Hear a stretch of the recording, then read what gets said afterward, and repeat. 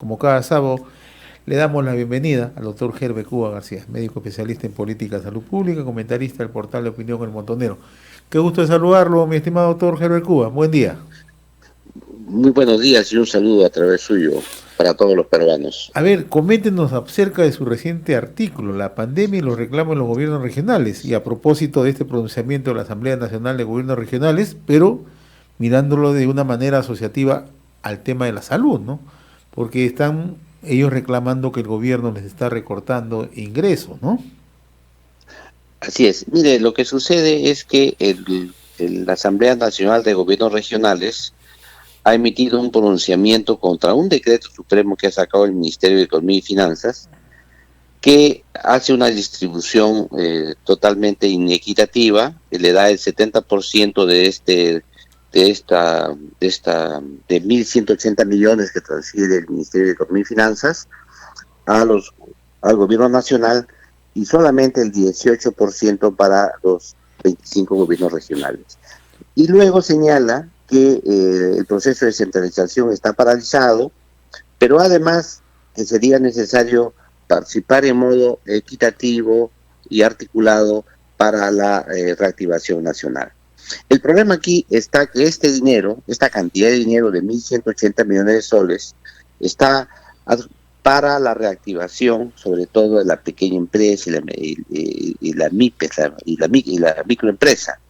En consecuencia, es un dinero que lo va a manejar en 70% el Ministerio perdón, el Gobierno Nacional. ¿Y cuál es la queja? La queja está en relación a que el Gobierno Nacional no ha sido muy eficaz en ejecutar el gasto del dinero que ha tenido para el COVID, a tal punto que se señala ahí en el artículo que eh, tiene solamente el 0.5% de ejecución presupuestal para proyectos de inversión, mientras que los gobiernos nacionales tienen 18%. En estricto sentido, tomando en cuenta que ya estamos en el mes de julio, están jalados ambos, ¿no? O sea, tampoco el 18% que tienen los gobiernos regionales es, es una buena ejecución presupuestal, pero a todas luces es mucho mejor que la que tiene el gobierno nacional, que solo tiene el 0.5%. Luego, lo que se aporta es un ejemplo de que por qué la ejecución presupuestal se ha vuelto tan lenta y tan tediosa. Han ocurrido en esta pandemia dos procesos. Uno de ellos es la centralización creciente del gobierno nacional, que ha vuelto a centralizar temas, y segundo, el gobierno a través de comités, grupos de trabajo y organizaciones nuevas que ha creado, como es el Comando COVID-19. El propio ministro de Salud señaló que tenía 147 asesores, y entonces que ha creado diversos comités para todo tipo. Y evidentemente que el Ministerio de Salud tiene una estructura de planta, una estructura organizacional con sus ministros, viceministros, directores generales, que tienen esas funciones. Entonces, cuando tienes ese tipo de comités, hacen un producto que se lo llevan a un director general, y el director general tiene que solo firmar lo que omite este grupo de trabajo, pero sin embargo la responsabilidad recae en el director general, que hace las firmas correspondientes. En consecuencia, eso genera que el director general tenga que volver a hacer un estudio personal para cubrirse de las posibles daños que le puede ocasionar en su responsabilidad en el cargo. Entonces todo eso genera pues una pesadez, un aumento de la pesadez del Estado en tomar las decisiones correspondientes. Y aquí creo que si uno recuerda cómo se creó el comando COVID-19 a nivel del Ministerio de Salud, en reemplazo del Consejo Nacional de Salud, que es el consejo que articula con el sector privado, con las Fuerzas Armadas, con las fuerzas policiales, con las municipalidades, es decir, con el Ministerio de Vivienda, con el Colegio Médico. Es un consejo pues que involucra a todos los actores públicos y privados que tienen que ver con el sector, con la salud. Entonces, eso lo dejaron de lado y quedaron al famoso Comando COVID, que convocaron a estas organizaciones, pero al margen de la organización. ¿Cuál es el problema? Que cuando tú creas nuevas organizaciones, tienes que establecer cuáles son los flujos de la documentación, tienes que ver quién manda a quién, cuál es su relación de dependencia entre una organización y otra, quién es. En segundo lugar, tienes que ver cómo va el flujo financiero, cómo va la plata de un lado a otro, cómo dispone de los recursos. Tercero, tiene que ver cómo estableces responsabilidades ante cualquier auditoría, control o mal manejo de la cosa pública. Todo ese tema nuevo que tienes que crear para un aparato que creas nuevo, porque dejas de lado el de planta, el Ahora, existente. ¿se requieren 140 asesores en estos momentos, doctor Henry Cuba? Bueno, ese es un tema que deberá verse luego, me imagino, de la pandemia, porque ahora decir que se requiere 147 asesores o 180 o 200 o 50 es un poco complicado si no nos explica la naturaleza y la razón de por qué. La única explicación que yo tengo aquí es que hay un gobierno paralelo al margen de las instituciones naturales que tiene una institución. Y lo peor del caso es que se están manejando ingentes recursos económicos, millonarios, que tiene que tener responsables en esa ejecución. Por ejemplo, el día de hoy ha salido una denuncia sobre el fallo de la cadena de frío para las pruebas moleculares, ¿no?, que ha detectado la Contraloría General de la República, en el caso que ha habido ahí un paso de frente, o sea, se ha ido de Perú Compras de frente al INS y no pasó por Senares, que es la otra organización del Estado, que tiene que los grandes almacenes con las debidas características para cuidar la cadena de frío de las vacunas y en este caso de las pruebas moleculares que se requieren para el COVID-19. En este caso son 25.000 pruebas moleculares. Pero ese es muy grave, ¿no? Ya ponen dudas de que estas hayan sido, no se hayan malogrado, no se hayan dañado, ¿no? Ese es un hecho bastante grave, ¿no? Que da a conocer hoy los medios de comunicación a través de Contraloría, ¿no?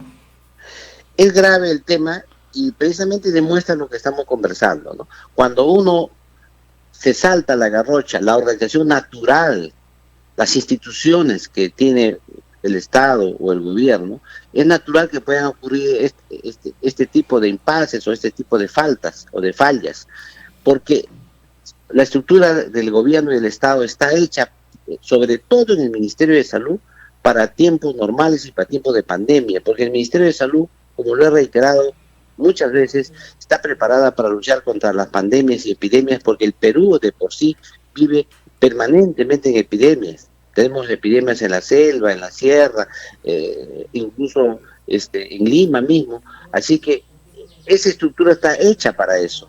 Pero cuando tú creas organismos paralelos, 147 asesores, comités, grupos de trabajo, que me imagino que tendrán que hacer sus productos, sus insumos, tendrán que entregar a los directores generales dependiendo de sus áreas, y cuando le quitas una herramienta a un director general importante, porque un director general está dentro de un comité nacional del Consejo Nacional de Salud, y como decía antes, el Consejo Nacional de Salud engloba a todos los actores, públicos y privados, dentro del sector salud, y este director general tiene un comité de su área. Por ejemplo, el Comité de Infraestructura e Inversiones en Salud tiene un comité del sector privado, de las Fuerzas Armadas, Fuerzas Policiales, salud, colegio, todas las instituciones involucradas.